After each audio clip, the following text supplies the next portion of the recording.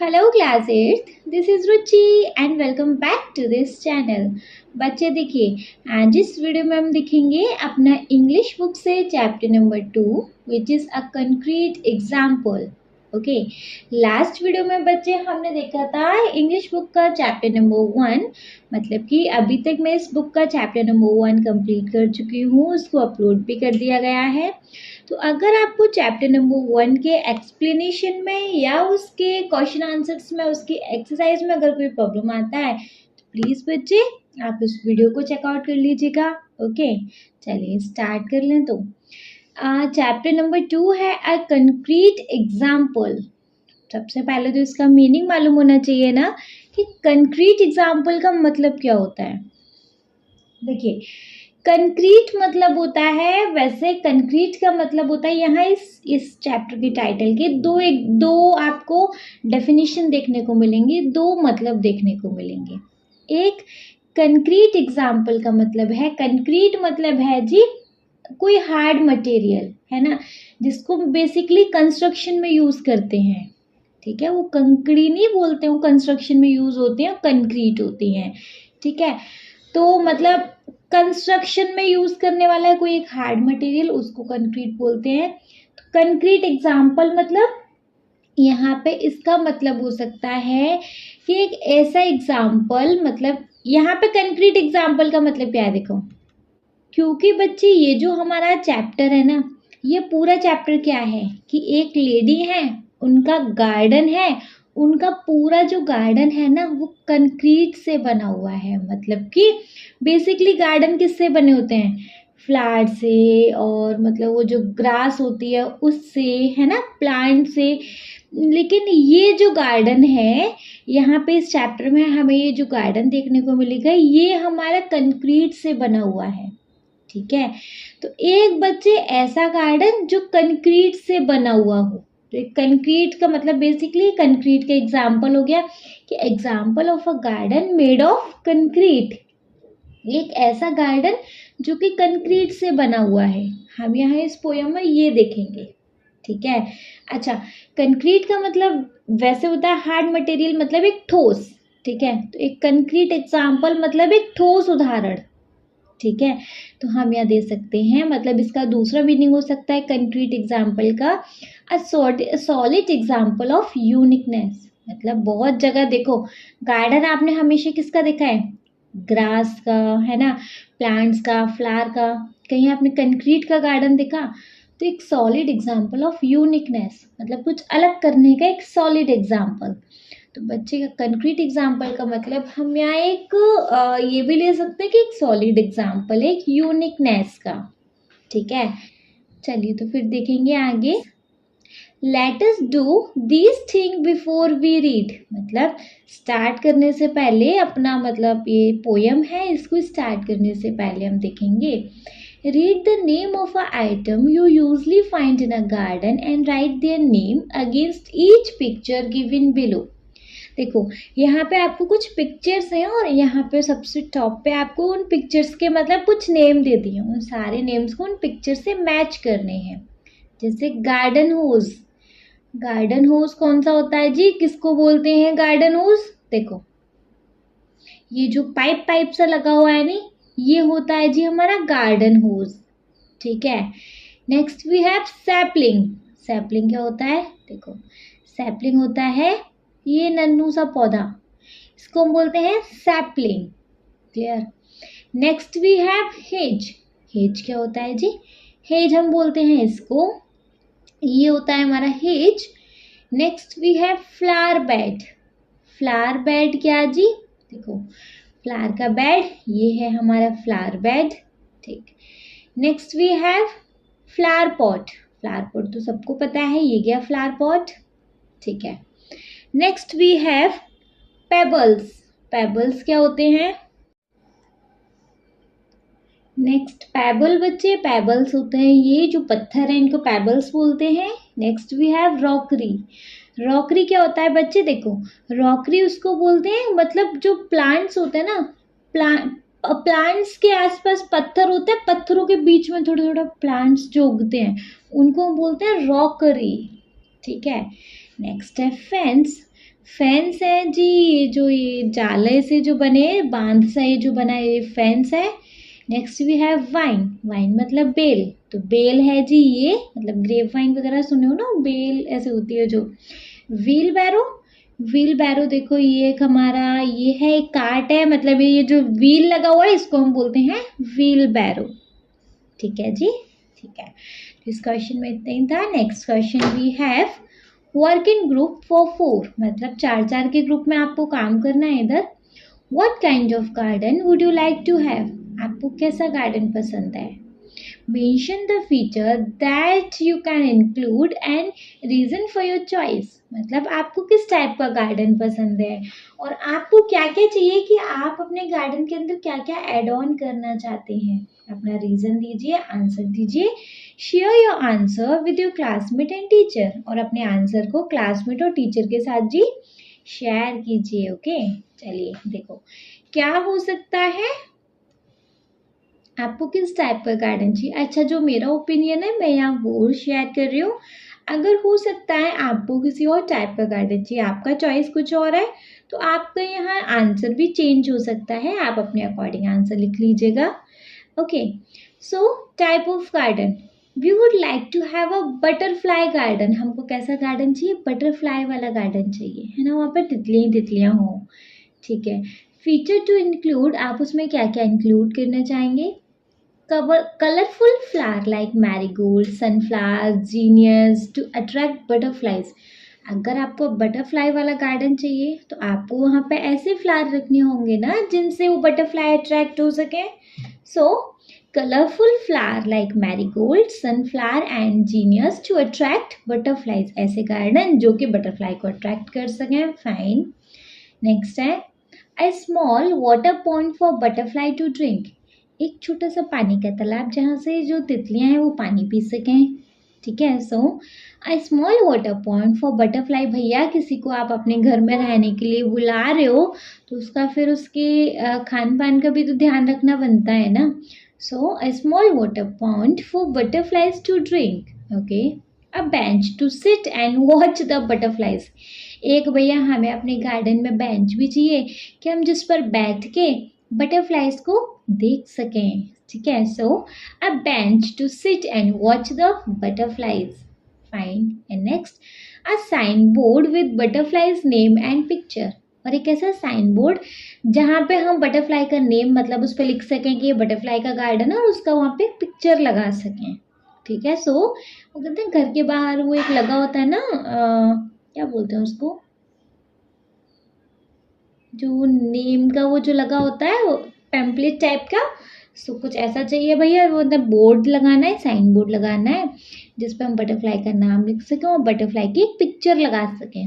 अब ऐसा क्यों चाहिए बताइए, क्यों ऐसी हमारी चॉइस है। So butterflies are pretty and fun to watch making the garden lively, देखो बटरफ्लाई होती है बहुत सुंदर होती हैं दिखने में और उनको देखना बड़ा अच्छा लगता है गार्डन में, अगर उनको लाइवली देखेंगे मतलब सामने से उनको ऐसे देखेंगे तो कितना अच्छा लगेगा। सो इस करके हमें बटरफ्लाई गार्डन चाहिए।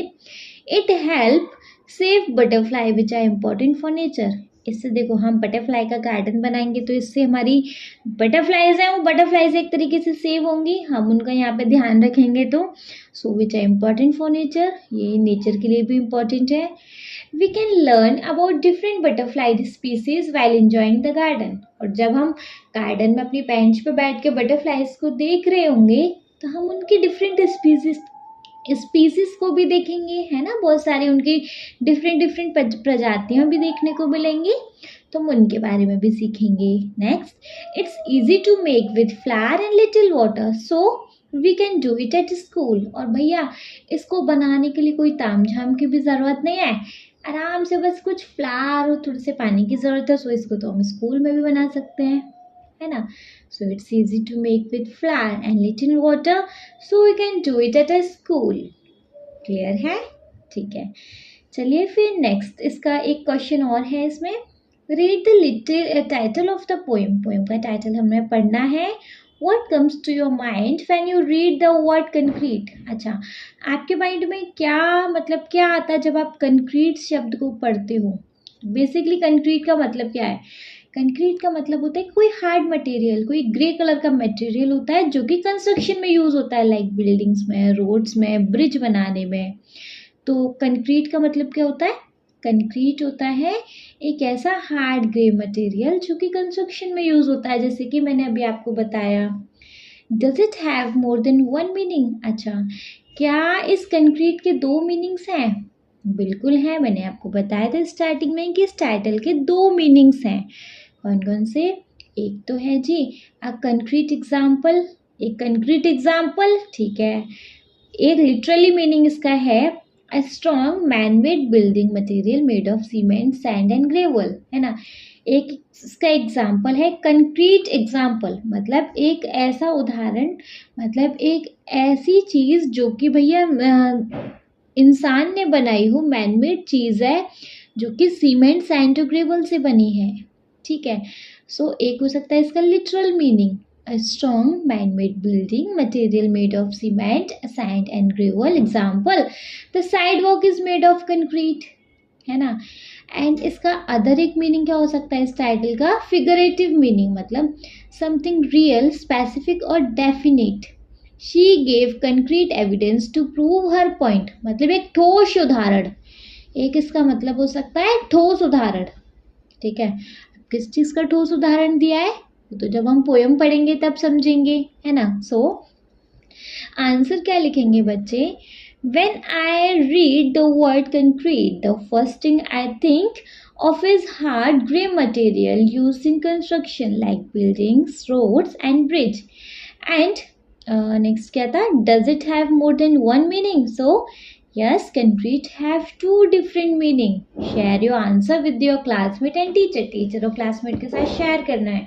तो दो डिफरेंट मीनिंग कौन से हैं? एक है जी literal meaning which is a strong man-made building material made of cement, sand and gravel. Example, the sidewalk is made of concrete, है ना। And second one we have figurative meaning, मतलब something real, specific or definite, not abstract. Example, she gave concrete evidence to prove her point. एक ठोस उदाहरण है ना, एक ठोस सबूत, like ऐसा। सो बच्चे ये थे इसके, ये 3 हमें क्वेश्चन दिए गए थे अपना पोएम को स्टार्ट करने से पहले, ठीक है। तीनों अपने पॉइंट्स देख लिए, तीनों अपने क्वेश्चन देख लिए। सो चलिए बच्चे फिर आ जाते हैं अपनी किस पर? अपनी पोएम पर। पोएम में है बहुत सिंपल सी 3 पैराग्राफ के अंदर पोएम है। इस पोएम को लिखा है, पहले पोएम पढ़ लें फिर बता दें। My next door neighbour Mrs Jones has got a garden full of stones, a crazy path, a lily pond, a rockery, and just beyond, a sundial with a strange device which Mrs. Jones thinks rather nice.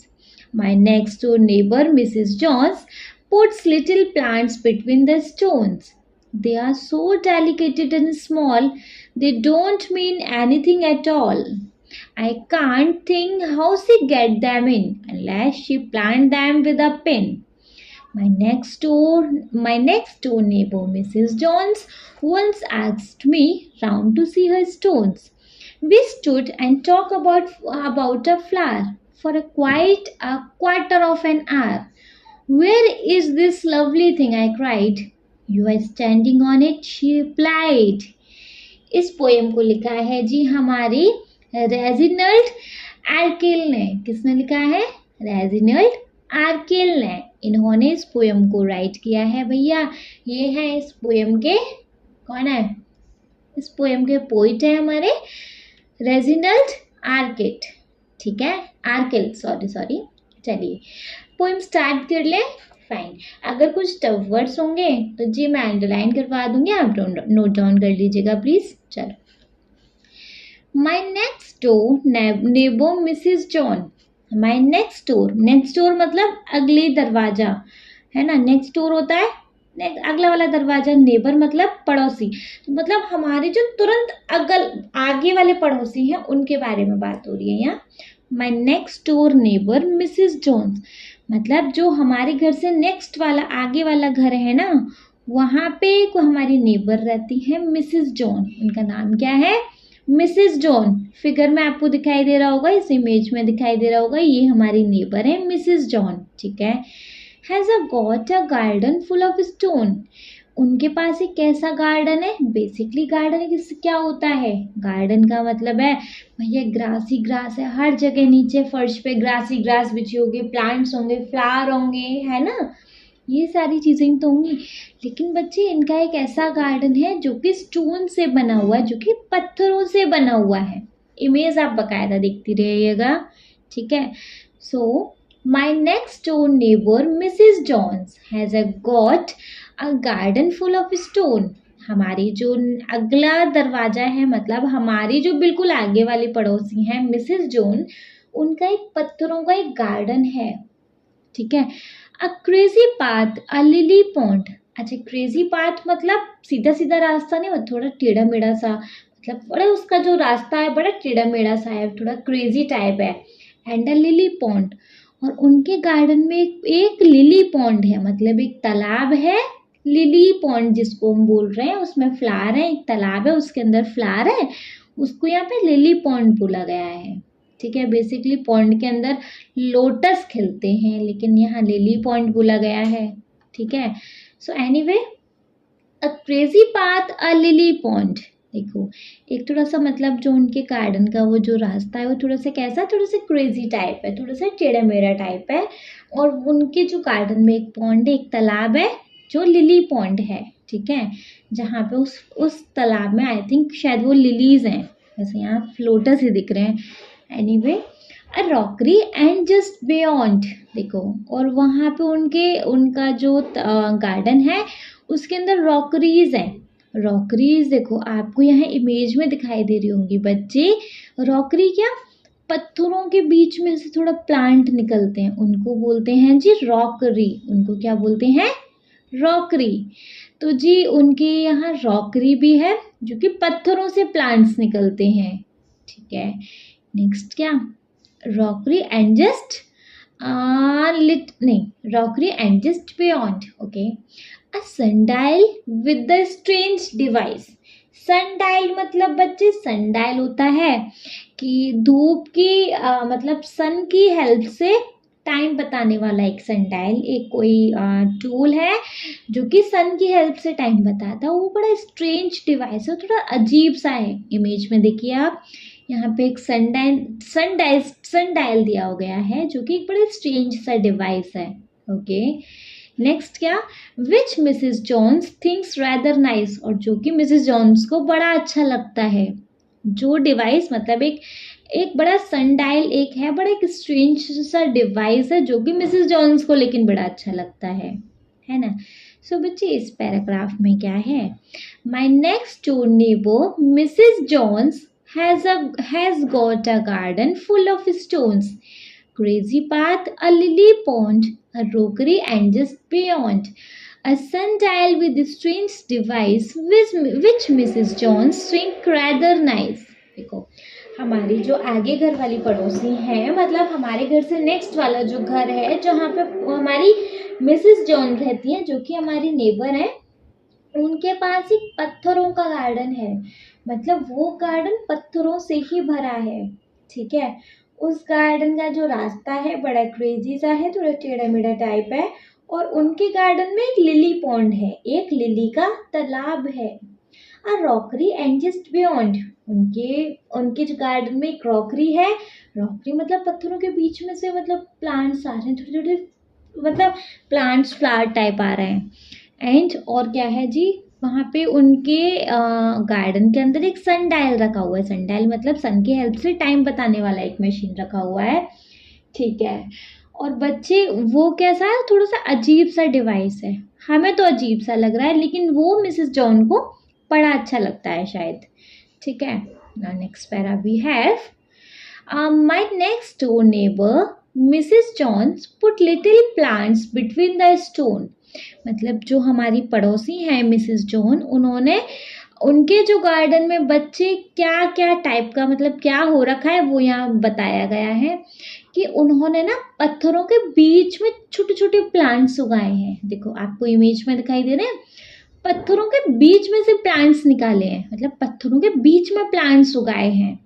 They are so delicate and small. Delicate मतलब नाजुक, मतलब वो जो plants हैं वो बड़े नाजुक और बहुत छोटे छोटे हैं। They don't mean anything at all.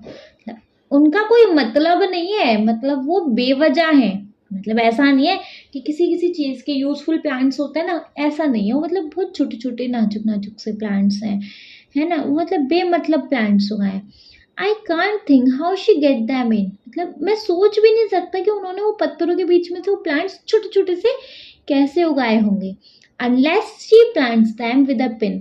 मतलब वो जो ऐसे प्लांट्स है ना, शायद वो ना, मतलब वो जब तक उन्होंने वो पिन से ना उगाया हो ना, उग ही नहीं सकते पत्थरों के बीच में से। सो my next door neighbor, Mrs. Johns, put little flower between the stone. They are so delicate and small, they don't mean anything at all. I can't think how she get them in unless she plants them with a pin. देखो जी, यहाँ पे है कि जो हमारी next door neighbour है Mrs John, उन्होंने ना, मतलब उन्होंने पत्थरों के बीच में से प्लांट्स निकाले हैं, है ना। वो बहुत छोटे और बहुत नाजुक हैं। They don't mean anything at all. मतलब उनका कोई मतलब नहीं है ना। पता नहीं क्यों लगाए हैं, लेकिन न जाने। आई कांट थिंक, मैं सोच भी नहीं सकता कि उन्होंने वो वहाँ कैसे लगाए होंगे। जब तक वो पिन से ना फिट किए हो ना, तब तक वो प्लांट्स लगने वाले नहीं। ऐसा लग रहा है उन्होंने वो पिन से नीचे से फिट कर दिए हैं। ठीक है।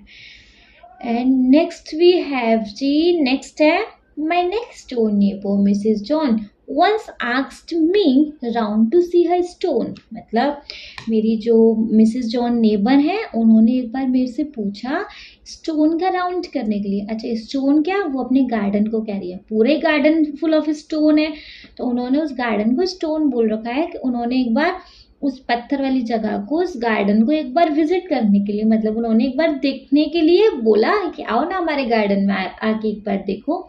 तो मतलब उन्होंने मेरे को एक बार गार्डन दिखाया। We stood and talk about a flower. हम वहाँ खड़े हुए और हम एक फ्लावर के बारे में बात कर रहे थे। For quite a quarter of for an hour. For quite a quarter for an hour का मतलब होता है क्वार्टर फॉर एन आवर, मतलब 1 घंटे का 1/4 पार्ट। अभी बच्चे, क्योंकि 1 घंटे में 60 मिनट होती हैं, तो 1/4 पार्ट में कितनी मिनट होंगी, उसका हाफ करो और उसका भी हाफ कर दो। 1 घंटे का हाफ आधा घंटा और आधे घंटे का हाफ 15 मिनट। तो हमने बच्चे वहाँ खड़े होके एक 15 मिनट एक फ्लावर के ऊपर डिस्कस किए, एक फ्लावर के ऊपर बात की। Where is this lovely thing, I cried. तो मैंने पूछा ये, मतलब जिस चीज़ के बारे में आप बात कर रहे हो, जिस फ्लावर के बारे में आप बात कर रहे हो, वो कहाँ है ना। You are standing on it, she replied. तो उन्होंने कहा तुम यहीं खड़ी हो इसके ऊपर। ठीक है। तो बच्चे, ये है हमारा इसका एक्सप्लेनेशन। बहुत छोटा सा पोयम है, बहुत सिंपल सा पोयम है। ठीक है, एक बार इसको वंस रीड कर लें, देखेंगे। My next door neighbour Mrs Johns has got a garden full of stone, a crazy path, a little pond, lily pond, sorry, a rockery, and just beyond a sundial with a strange device which Mrs. Jones thinks rather nice. My next door neighbor, Mrs. Jones, put little plant between the stone. They are so delicate and small. They don't mean anything at all. I can't think how she get them in unless she plants them with a pin. My next door neighbor, Mrs. Jones, once asked me round to see her stone. We stood and talked about a flower for quite a quarter of an hour. Where is this lovely thing, I cried. You are standing on it, she replied. So, बच्चे, इस poem में है कि जो मेरे घर से next वाला घर है, जो मेरी वो वाली नेबर है मिसेस जॉन, उनका एक गार्डन है। बेसिकली गार्डन होता है फूल पत्तियों का, ग्रास का। अदरवाइज ये जो गार्डन है, ये है भैया, इस गार्डन में पूरे में पत्थर ही पत्थर लगे हुए हैं। ये गार्डन पत्थरों का गार्डन है। ठीक है। क्रेजी पाथ, अ लिली पॉन्ड। इस गार्डन का वो जो मतलब रास्ता है, बड़ा वो तो टेढ़ा मेढ़ा, थोड़ा क्रेजी सा इसका पाथ है। ओके।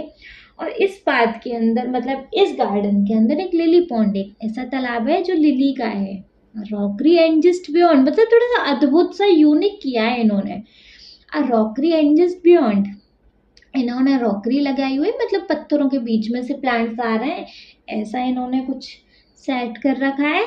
और क्या, and a sundial with a strange device, यहाँ पे इनके गार्डन के अंदर एक सन डायल है, टाइम बताने वाली एक मशीन जो सन की हेल्प से बताती है, लेकिन वो बड़ी स्ट्रेंज सी डिवाइस है, बड़ी अजीब सी है वो, जो कि मिसेस जॉन को लगती है वो बड़ी अच्छी है, लेकिन जो वो जो डिवाइस है वो मिसेस जॉन को लेकिन वो बड़ी पसंद है। Okay, my next door neighbour Mrs John put little plants between the stone, उन्होंने, जो मेरी मिसेस जॉन हैं जो नेबर हैं, उन्होंने छोटे छोटे प्लांट्स को पत्थरों के बीच में से उगाया है।